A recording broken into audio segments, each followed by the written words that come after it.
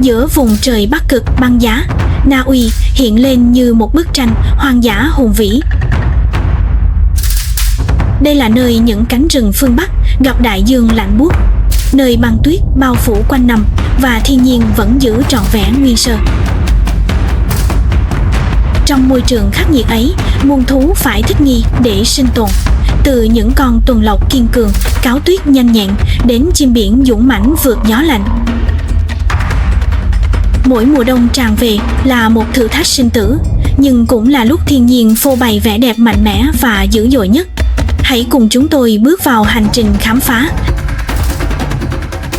Chào mừng đến với Na Uy hoang dã, nơi sinh tồn băng giá.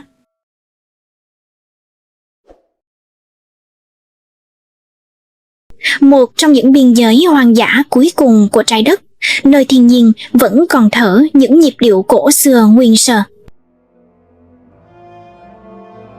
Một vùng đất được khắc họa bởi thời gian, những dòng sông băng cổ xưa và những dòng sông thì thầm những câu chuyện từ nhiều thế kỷ trước. Những cây thông cao chót vót trải dài bất tận trên đường chân trời, bóng của chúng bò trên mặt đất phủ đầy tuyết. Mùa đông không bao giờ thực sự kết thúc ở đây, chỉ dừng lại để thở trước khi lại bao phủ vùng đất trong băng giá. Cực quang Borealis nhảy múa giữa vùng Bắc Cực, tô điểm cho thiên đường bằng ngọn lửa xanh tím.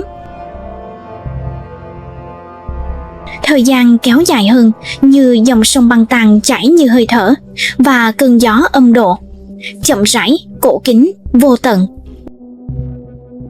Nhiệt độ tăng nhẹ chỉ 0,80 bạc C. Tuy nhiên, cảm giác ấm áp vẫn lan tỏa trong vương quốc băng giá vô tận này. Những ngọn núi phủ tuyết phản chiếu những tia nắng nhợt nhạt, những rặng núi sắc nhọn như lưỡi dao được chạm khắc từ đá trắng cổ xưa. Những chú gấu Bắc Mỹ cuộn mình sâu trong hang ổ bí mật, trái tim chậm rãi mơ màng dưới lớp tuyết dày. Những con sói tuyết lãng vãng như bóng tối, bộ lông trắng của chúng biến mất trong hơi thở của bão tuyết. Một bầy sói săn mồi cùng nhau giao tiếp qua cầu thang, bản năng và những bước chân trong sự im lặng băng giá. Cơ thể đồ sộ của chúng di chuyển chậm rãi, một cách có chủ đích, không hề bị ảnh hưởng bởi cái lạnh hay khoảng cách. Cực quang phương Bắc xoáy tròn, xanh lục, tím, bạc nhảy múa trên bầu trời theo nhịp điệu chậm rãi của thiên thể. Trải dài hơn 482 km, hoang dã rộng lớn, cổ xưa và gần như nguyên sơ. Bên dưới vẻ đẹp yên bình này là một quá khứ đầy biến động. Những ngọn núi lửa này đã tạo nên địa hình, tạo ra những thung lũng đá ba gian, đá xoắn và những cánh đồng giàu khoáng chất. Phủ đầy tuyết vĩnh cửu, lướt qua những đám mây. Ngay cả vào mùa hè, đỉnh núi vẫn lấp lánh, trắng xóa, trong khi những sườn núi thấp hơn lộ ra những mạch nước băng giá chảy xuống. Những dòng suối băng giá này nuôi dưỡng các thung lũng, đánh thức những hệ sinh thái cổ xưa đang ngủ yên qua mùa đông dài đằng đẵng và tĩnh lặng.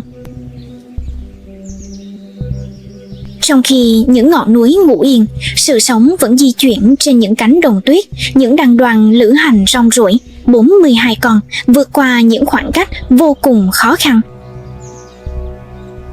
Trên không trung, 348 loài chim bay lượn, những con cú im lặng, những con diều hâu kêu thè thé, những con chim họa mi Bắc Cực quý hiếm và những bông hoa mùa hè nở rộ ngắn ngủi. Nó là một di sản sống động, một thánh đường tự nhiên được chạm khắc bởi thời gian và băng giá. Sương giá bám trên những cành thông vàng, mặt đất tỏa sáng mờ ảo dưới lớp tuyết mỏng chưa hề chạm đến.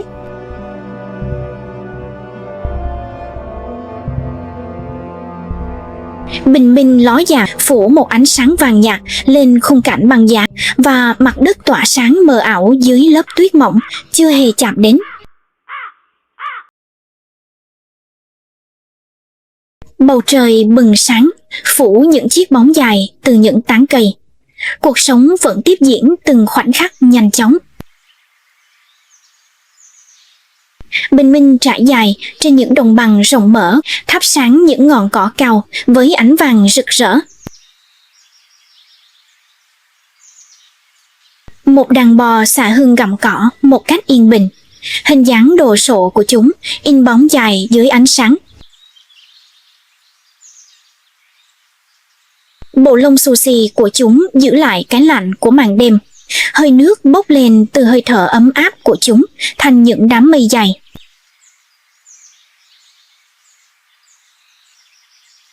Những con bò rút vào mẹ, được che chở bởi sức nặng và sức mạnh của cả đàn. Buổi sáng bắt đầu bằng việc gặm cỏ chậm rãi. Đầu cúi xuống, móng guốc chuyển động, cỏ bị xé toạc với cơn đói nhịp nhàng.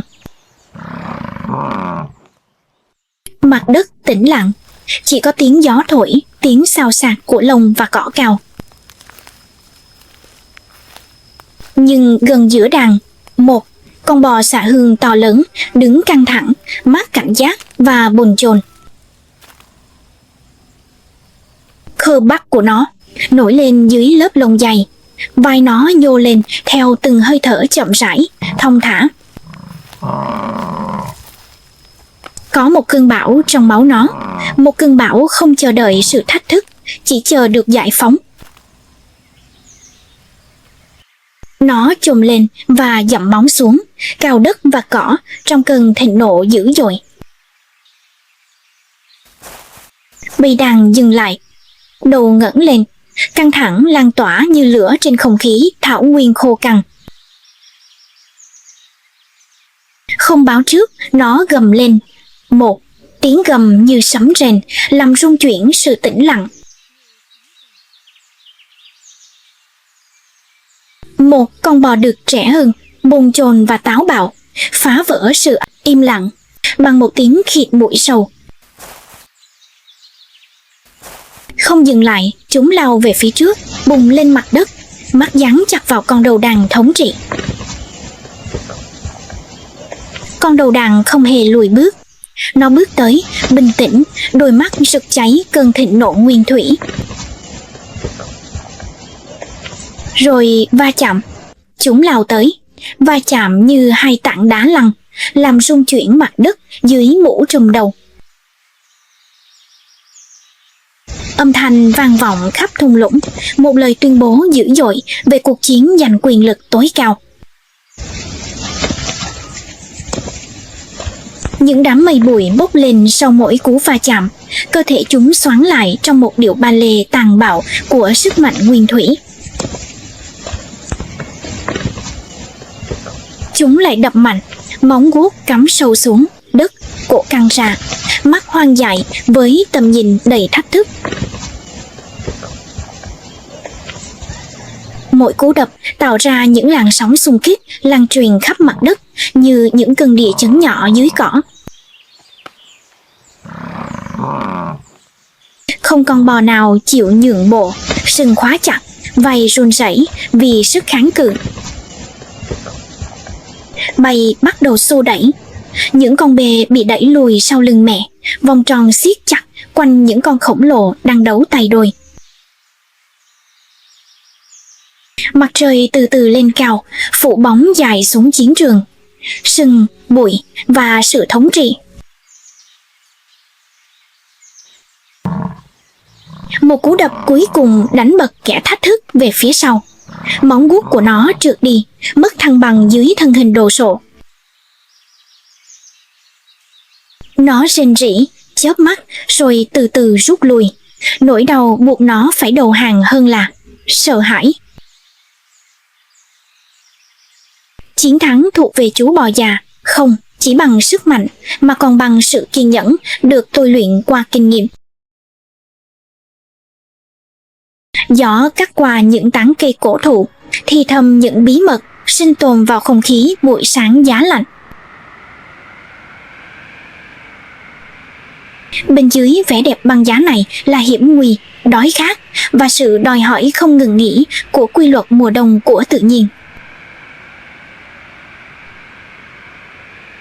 Những bông tuyết xoáy tròn như lông vũ, vướng vào lá thông, phủ lên thế giới một lớp sương giá. Trong lòng rừng, những bóng đen chuyển động. Những con sói xám, yên lặng, cảnh giác. Cơ thể chúng được tạo ra để chống chọi với cái lạnh.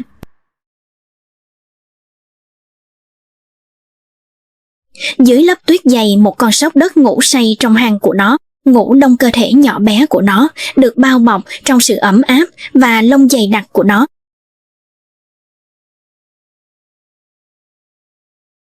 Với sự khởi đầu của sự tan băng mặt trời, từ từ tan chảy những cánh đồng đóng băng, đánh dấu sự khởi đầu của mùa xuân.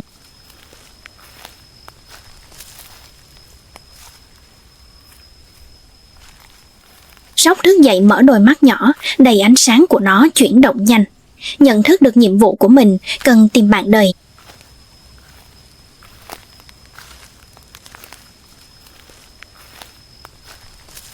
Trong thế giới của loài sóc đất, giao phối được ưu tiên sau giao phối. Con cái ngủ đông chỉ có thể ngủ trong 6 giờ mỗi lần.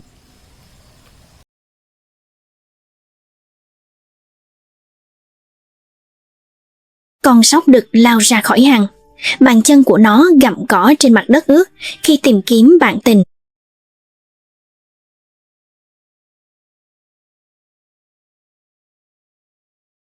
Khi đến hang của một con cái gần đó, con đực dừng lại, giữ khoảng cách đến gần, làm phiền.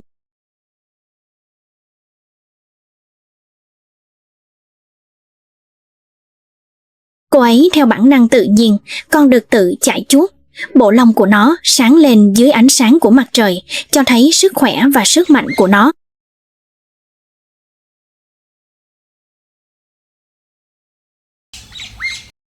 Hài lòng với sự quan sát của mình, con sóc cái phát ra tiếng gọi nhẹ nhàng, mời gọi con đực, đang tiến đến gần.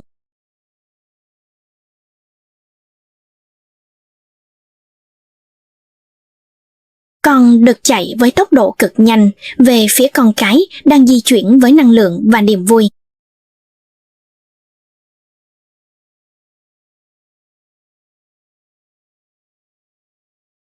Khi gặp nhau, họ ôm nhau và trao đổi những cái vuốt ve.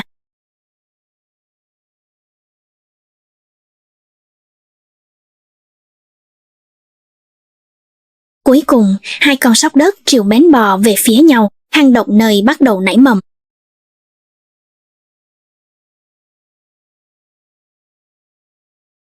Cuộc sống trên đồng bằng tuyết rộng lớn của thời kỳ phục hưng tiếp tục hòa nhập với nhịp điệu bất tận của thiên nhiên.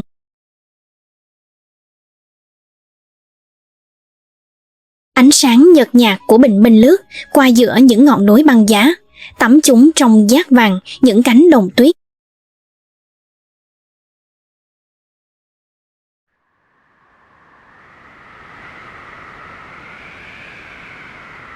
Một con cáo đỏ xuất hiện ở đường chân trời, hình dáng mảnh khảnh của nó nổi bật trên nền trời mênh mông trắng xá.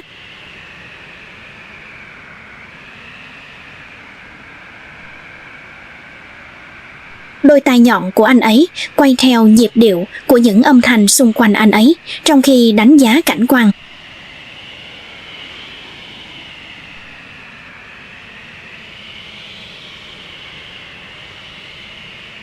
Với chiếc mũi sắc nhọn của mình, con cáo hít thật sâu để cố gắng bắt lấy dấu vết của một con đập.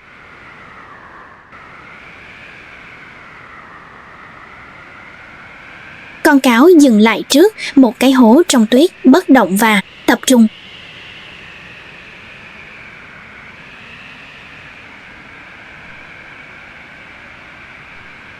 Con cáo từ từ quay lại và bắt đầu bước về phía đường chân trời phủ đầy tuyết, để lại dấu vết đơn độc.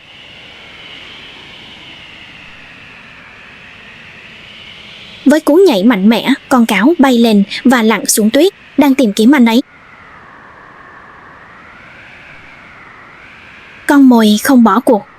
Con cáo di chuyển một vài bước và lặp lại hành động thường xuyên hơn mạnh mẽ và chính xác. Đôi mắt của anh ấy cho thấy sự pha trộn của sự thất vọng và sự kiên trì bản chất khắc nghiệt, đòi hỏi nhiều nỗ lực hơn.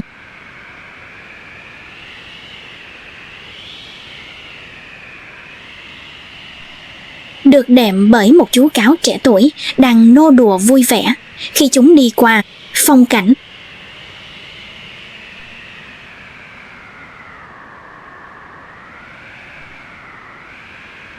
Cả hai con cáo đều dừng lại đột ngột khi đến một khu vực có tuyết mới, cảnh giác với một mùi hương mới.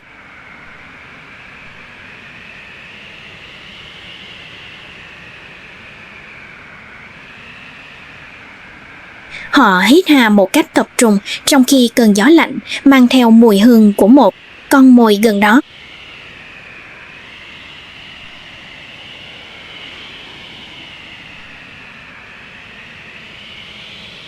Những con cáo hạ thấp cơ thể và đi chậm về phía nguồn gốc của mùi hương hòa quyện với cảnh quan.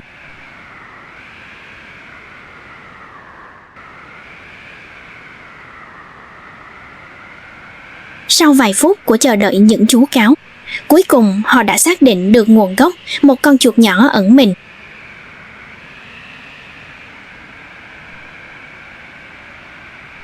Với bước nhảy mạnh mẽ, con cáo đỏ lao về phía trước, cắm móng vuốt vào tuyết. Chiến thắng thuộc về họ.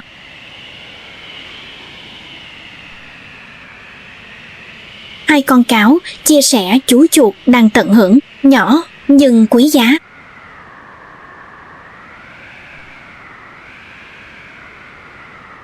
Chiến lợi phẩm sau khi săn chuột, con cáo đỏ mạo hiểm quay trở lại trong tuyết, tìm kiếm thêm thức ăn.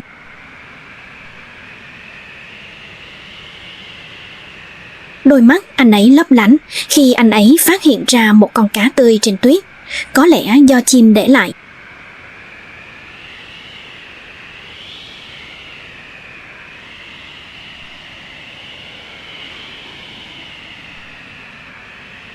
Chim săn mồi trước khi tiếp cận một đàn đại bàng đuôi trắng xuất hiện trong bầu trời bao quanh khu vực.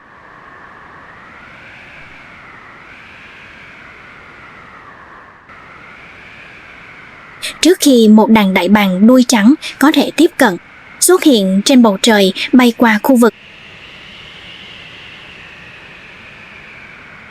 Một con đại bàng đầu đàn nhanh chóng hạ cánh xuống, tạo ra một âm thanh cộng hưởng và tiếp quản.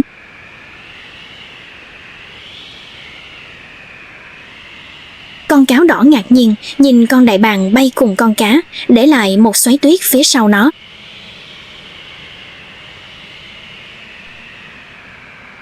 Những con đại bàng khác từ trên trời lao xuống, bắt đầu một trận chiến tranh không dữ dội để giành chiến thắng.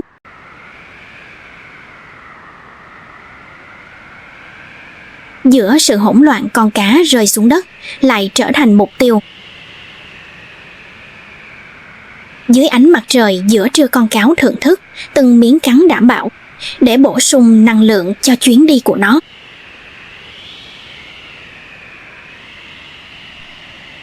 Hài lòng và tràn đầy năng lượng, con cáo đứng dậy và đi về phía chân trời, sẵn sàng tiếp tục. Những cơn gió lạnh thổi qua những hàng cây. Một bầy sói vừa trở về từ một cuộc săn thành công.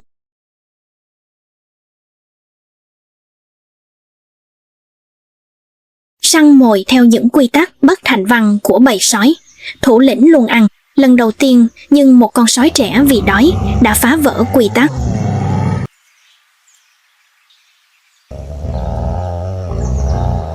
Sói đầu đàn giận dữ gầm lên dữ dội, nhanh chóng tấn công con sói non, cắn nó.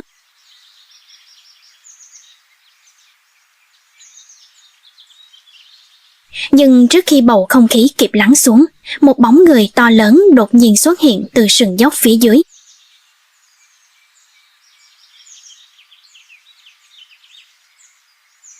Sói đầu đàn, người lãnh đạo kiên quyết và quyết đoán đứng trước mặt con gấu, sẵn sàng bảo vệ chiến lợi phẩm của bầy đàn của mình. Với sức mạnh áp đảo của mình, Con gấu dễ dàng bám chặt vào cơ thể con tuần lộc và anh ta thậm chí còn có vẻ không hề nao núng trước cuộc tấn công của con sói đầu đàn.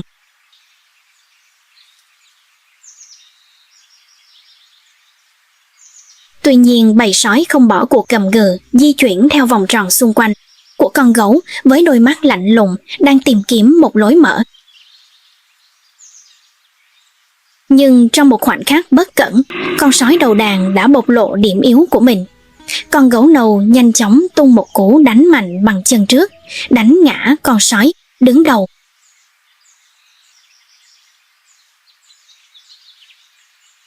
Những con sói khác trong bầy nhìn thấy thủ lĩnh kiêu hãnh của chúng, bây giờ họ quyết định sa ngã bỏ đi.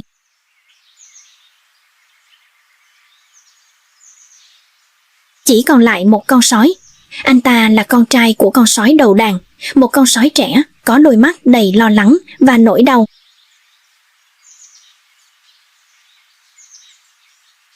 Tiến lại gần cha, nhẹ nhàng liếm những vết thương sâu, cố gắng lau sạch những vết máu khô trên người anh ta. Tuyết bắt đầu rơi trở lại, những bông tuyết rơi nhẹ nhàng, bao phủ cảnh quan bằng một lớp trắng êm dịu.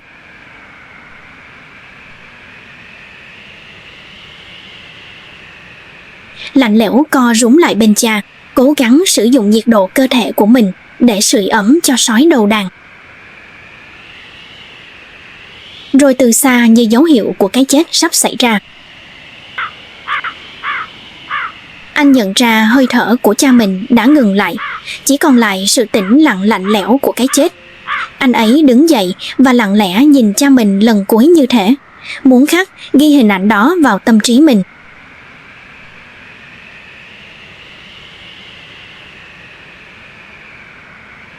Không quay trở lại bầy đàn không ngoảnh lại, con sói trẻ bước dọc theo tuyết trắng vô tận.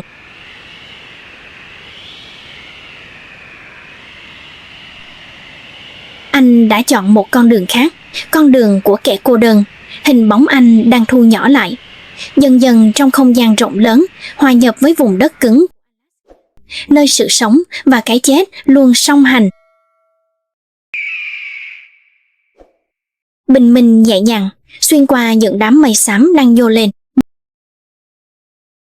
Khi băng bắt đầu tan chảy, trên bãi biển hoang vắng một con gấu Bắc Cực khổng lồ, lặng lẽ quan sát, đôi mắt sắc bén chú ý đến nước.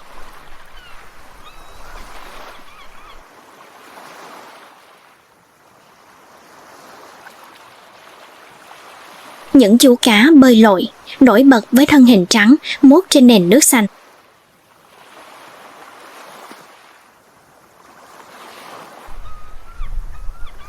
Cánh buồm nổi lên để thở tạo ra những tia nước nhỏ tỏa sáng.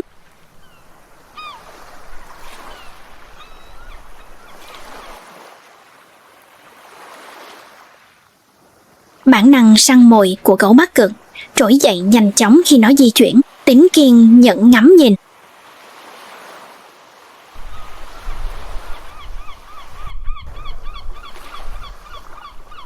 Chú gấu Bắc Cực lướt nhẹ nhàng xuống làn nước lành mà không gây ra tiếng ồn đang đến gần đến mục tiêu.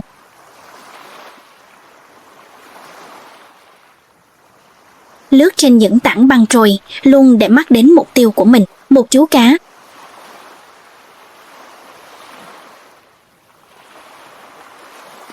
Gấu Bắc Cực tấn công nhanh chóng bằng tất cả sức mạnh của mình để tóm lấy, giống với móng vuốt sắc nét của nó.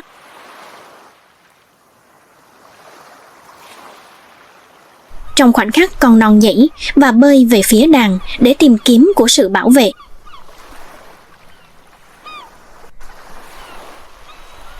Chú gấu Bắc Cực vẫn ở dưới nước với đôi mắt đầy thất vọng khi chứng kiến con gấu trốn thoát.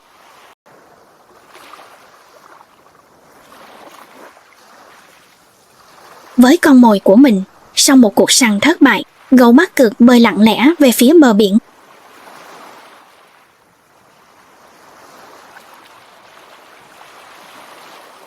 Hy vọng tìm thấy một cơ hội khác để lấp đầy dạ dày của họ.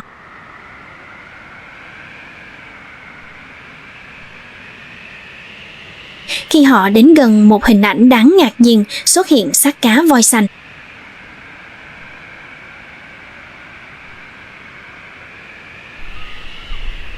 Đôi mắt của những con gấu sáng lên vì phấn khích khi nhìn thấy xác chết cá voi xanh.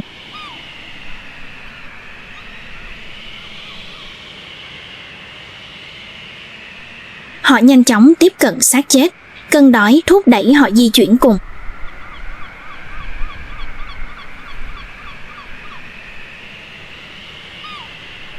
Xác của những con cá voi khổng lồ là nguồn thực phẩm có giá trị ở vùng đất lạnh giá này.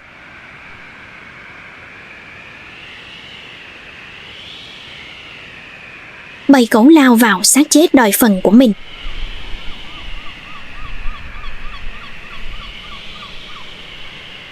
Móng vuốt sắc nhọn và hàm răng khỏe mạnh xé nát từng mảnh thịt từ.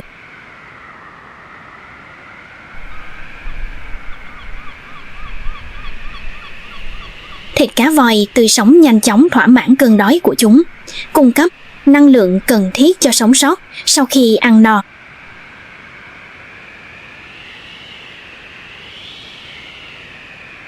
Những chú gấu bắt đầu vui đùa.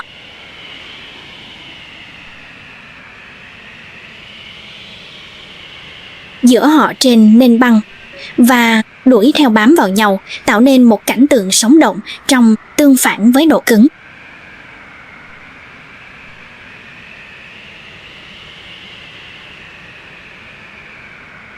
Ánh sáng mặt trời bắt đầu mờ dần trên bờ biển Alaska, đánh dấu sự kết thúc của một ngày.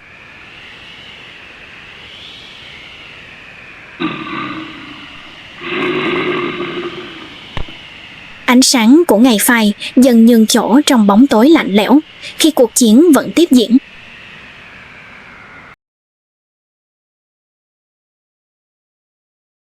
Khi bình minh ló dạng, những ngọn núi phủ tuyết tỏa sáng dưới ánh nắng mặt trời buổi tối.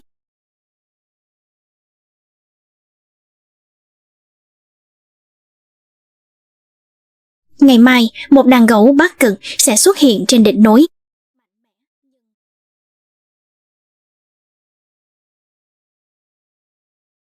Những chú gấu tinh nghịch dẫn đường với đôi mắt sáng và tràn đầy niềm vui. Sự phấn khích chuẩn bị cho chuyến đi sẵn sàng đối mặt với ngọn núi và cơ hội để ăn uống theo sau đàn con.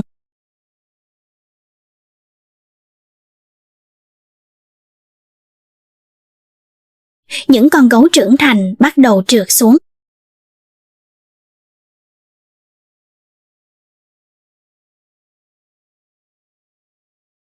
Với kinh nghiệm và kỹ năng, chúng lướt nhẹ nhàng và nhanh chóng, luôn duy trì sự tập trung.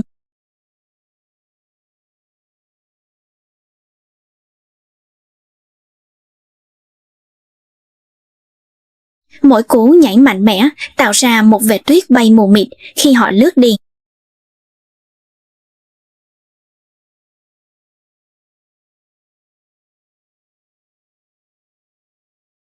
Trong ánh sáng dịu nhẹ của bình minh, những chú gấu chuẩn bị cho cuộc hành trình của mình.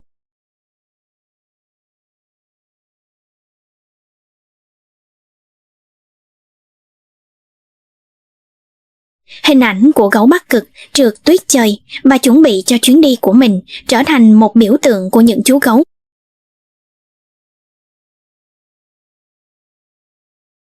Thích nghi thể hiện sức sống mạnh mẽ của mình trong thiên nhiên khắc nghiệt.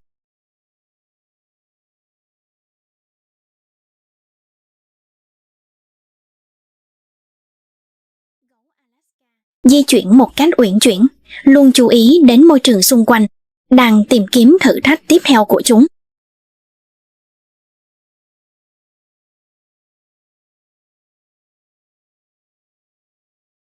Khi mặt trời mọc, những chú gấu chuẩn bị đối mặt với một ngày khác trong thiên nhiên.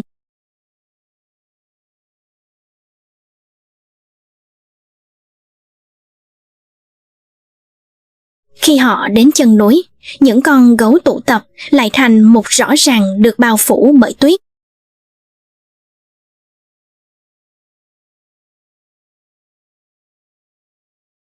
Những chú gấu còn tiếp tục nhảy và lăn trong tuyết, thưởng thức không khí.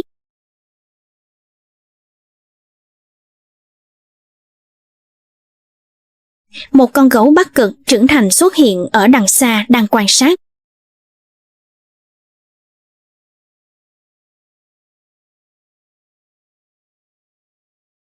Đôi mắt lạnh lùng của anh ta hướng thẳng vào những chú gấu con.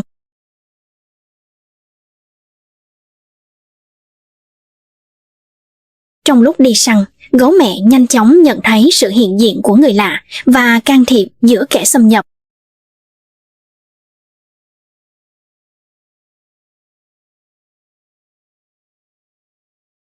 Những chú gấu con với bản năng bảo vệ mạnh mẽ, mẹ gấu gầm lên, đe dọa.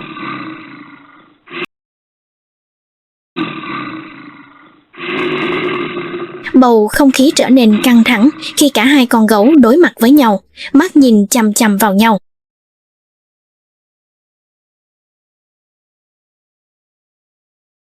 Kẻ xâm nhập không hề lùi bước và gấu mẹ quyết định tấn công để bảo vệ đàn con của mình.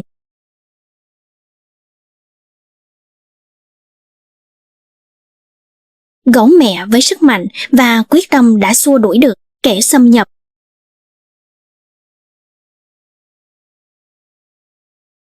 Đây là nơi mùa đông kéo dài hầu như quanh năm và nhiệt độ xuống dưới âm 30 độ C.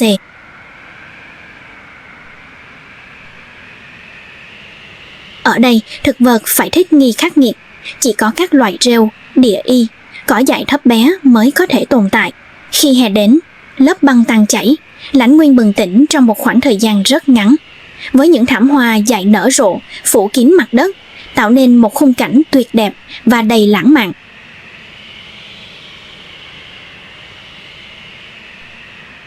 Sự hồi sinh ngắn ngủi này nuôi dưỡng các đàn tuần lộc di cư, cũng như tạo cơ hội cho nhiều loài thú săn mồi tiếp tục sinh tồn.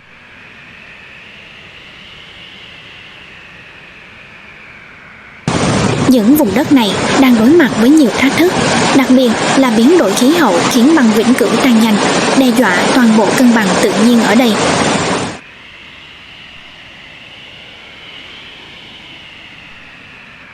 Thì thầm qua những cây thông, mang theo cái lạnh băng giá của vùng hoang dã phía Bắc.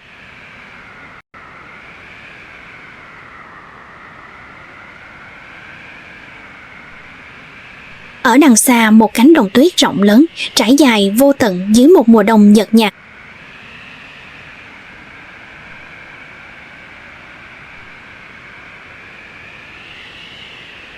Một đàn nai sừng tấm hùng vĩ xuất hiện, từ từ kiếm ăn giữa khoảng không yên tĩnh.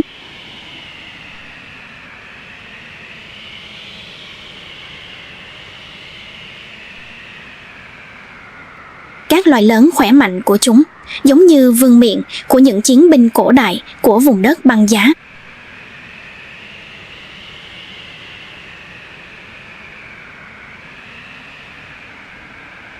Với chiếc mũi dài và đôi môi khéo léo, chúng phát hiện ra thức ăn bị chôn vùi dưới nhiều lớp.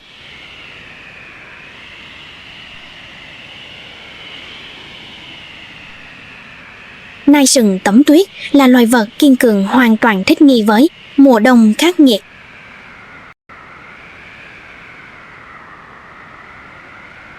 Chúng di chuyển theo đàn, mang đến sự an toàn và tình bạn trong môi trường khắc nghiệt này. Trong ánh sáng mờ ảo của một buổi sáng mùa đông, hào quang trên một vách đá cao, một bầy sói xuất hiện, bộ lông xám bạc của chúng tương phản với cảnh quang trắng xóa.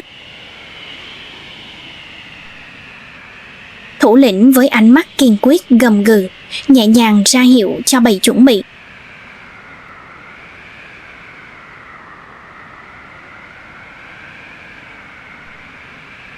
Hành động từng bước một bầy bắt đầu xuống núi, để lại những dấu chân mờ nhạt trên lớp tuyết dày.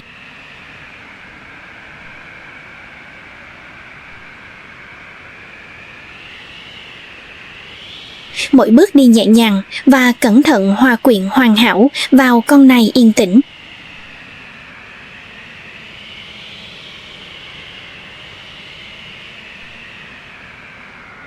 Khu rừng, những cây cao và bụi cây cung cấp nơi ẩn náu hoàn hảo cho bầy sói khi chúng tiếp cận con mồi không bị phát hiện.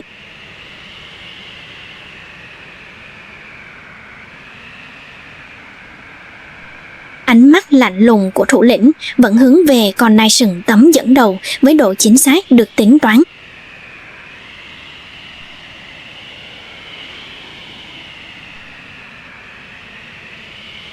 Những con sói còn lại đi theo phía sau, tạo thành một đội hình hoàn hảo để bảo vệ.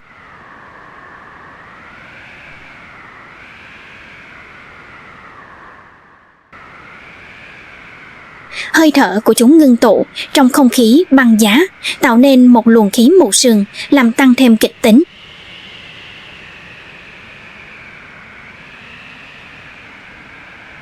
Di chuyển gần hơn trong khi con nai sừng tấm vẫn không biết về mối nguy hiểm rình rập trong bóng tối.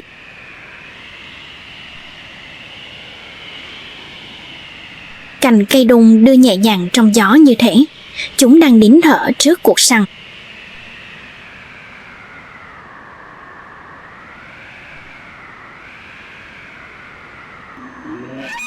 Tiếng gầm của con nai sừng tấm vang vọng khắp khu rừng, nhưng bầy sói vẫn tiếp tục siết chặt vòng tròn chết chóc của chúng.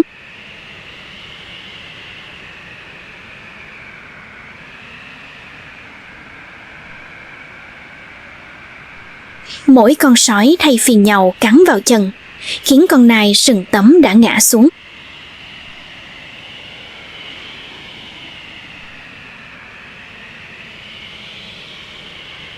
Con nai sừng tấm ngã xuống đánh dấu sự kết thúc của cuộc trốn thoát khi bầy sói vây quanh con mồi.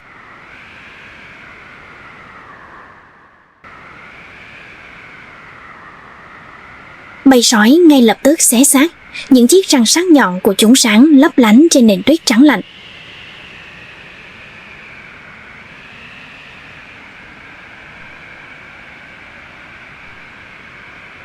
Con đầu đàn cắn mạnh vào cổ con này, sừng tấm dứt khoát kết thúc cuộc đấu tranh của nó.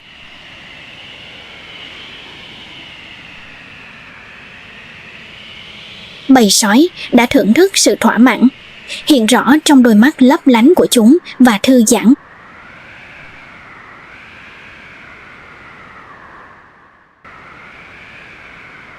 Hiện lên màu đỏ nổi bật rõ rệt trên nền tuyết trắng, một biểu tượng của sự sống còn trong hoang dã. Bộ lông xám nâu mềm mại dày của nó hòa quyện liền mạch với phông nền tuyết, khiến nó gần như vô hình.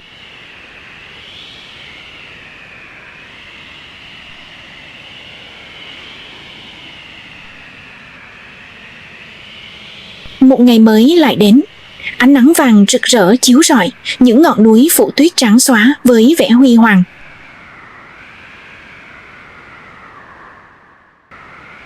Giữa những tảng đá, một con báo tuyết xuất hiện. Đôi mắt nó sáng lên với vẻ khao khát và quyết tâm.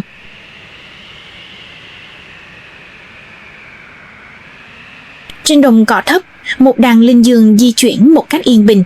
Cỏ khô đã đủ ánh nắng.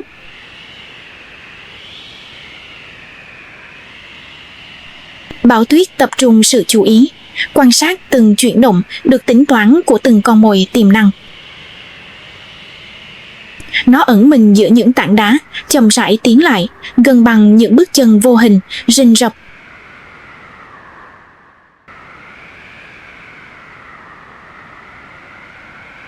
Bầy linh dương tiếp tục gặm cỏ một cách yên bình, hoàn toàn không hay biết về mối nguy hiểm đang bao vây.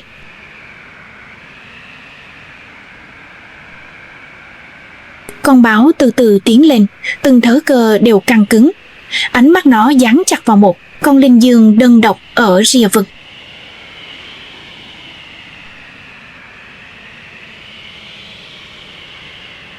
Mục tiêu của nó rất rõ ràng. Con linh dương đơn độc đó là con mồi được chọn, yếu đuối và không được bảo vệ.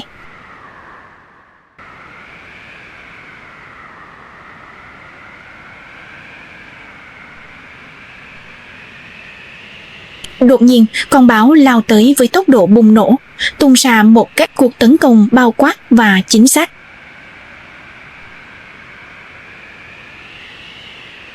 Con linh dương hoảng loạn, bỏ chạy tán loạn, chạy ngoằn ngoèo để đánh lạc hướng kẻ truy đuổi. Với lợi thế về sức mạnh và sự nhanh nhẹn, con báo đuổi kịp và nhảy lên. Con mồi đang hoảng sợ. Con linh dương vùng vẫy trong tuyệt vọng, nhưng vết cắn chí mạng vào cổ đã định đoạt số phận của nó.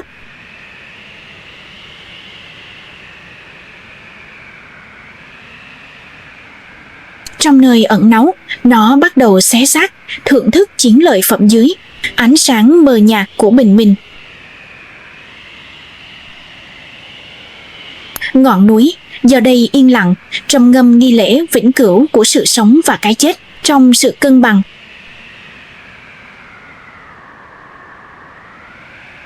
Báo tuyết thỏa mãn nằm xuống sau khi ăn, nghỉ ngơi dưới bóng râm hang ổ.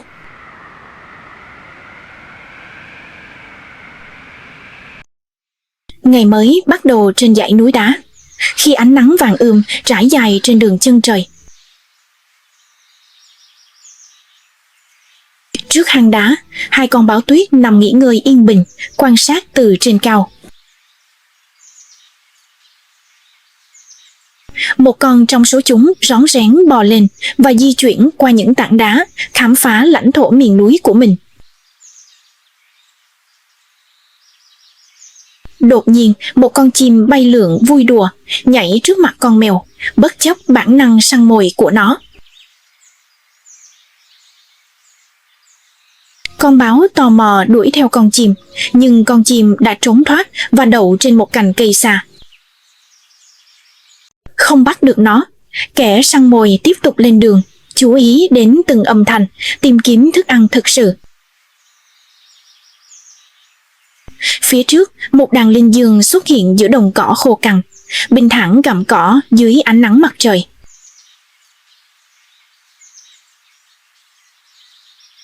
Con báo thu mình lại, quan sát từng động thái của đàn với sự kiên nhẫn và độ chính xác chết người của loài mèo.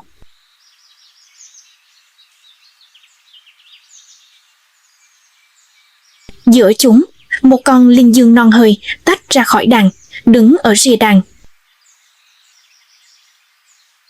Con báo tập trung sự chú ý vào con vật dễ bị tổn thương, thu mình lại và tiến lại gần với sự thận trọng tối đa.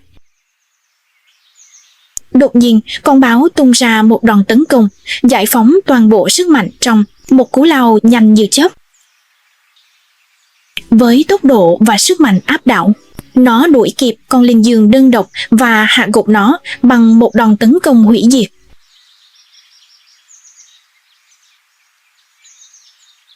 Cuối cùng, nó kéo xác con linh dương đến nơi an toàn giữa những tảng đá, nơi nó bắt đầu xé thịt tươi. Mặt trời tiếp tục mọc trên dãy núi, một minh chứng vĩnh cửu cho vũ điệu của kẻ săn mồi và con mồi.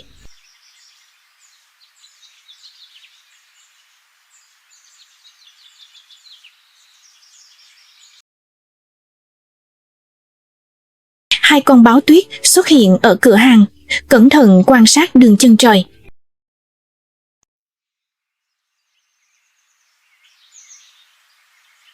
Một con đứng dậy và lặng lẽ di chuyển giữa những tảng đá, cảnh giác trước bất kỳ con mồi nào. Trên đỉnh núi cao, hai con linh dương đang giao chiến dữ dội trong một cuộc tranh chấp lãnh thổ.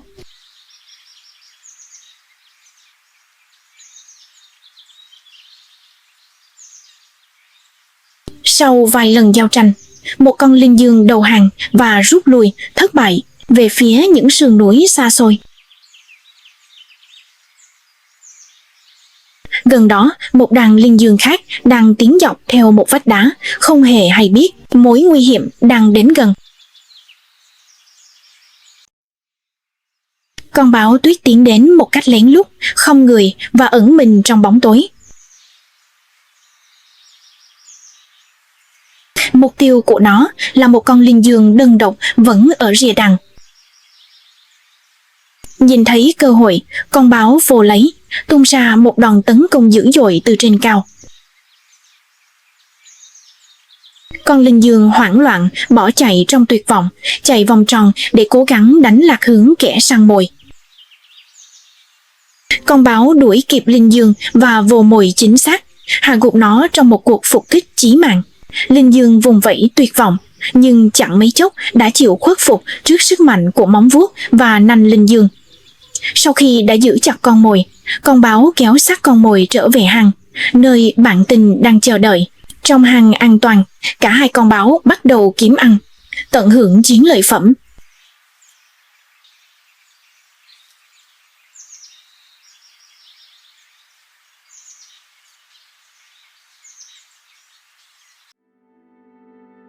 Giữa khung cảnh băng giá tưởng chừng khắc nghiệt đến tàn nhẫn, thiên nhiên Na Uy vẫn thắp lên một bản hùng ca của sự sống. Mỗi loài vật nơi đây đều mang trong mình bản năng sinh tồn mạnh mẽ, kiên cường vượt qua cái lạnh buốt, những trận bão tuyết và thử thách khốc liệt của mùa đông phương Bắc. Chính sự cân bằng mong manh nhưng kỳ diệu ấy đã tạo nên một thế giới hoang dã đầy cuốn hút. Hành trình khám phá Na Uy khép lại, nhưng câu chuyện về sự kiên trì của thiên nhiên nơi vùng cực vẫn còn vang vọng mãi. Hãy tiếp tục đồng hành cùng chúng tôi để khám phá những miền hoang dã kỳ thú khác trên trái đất.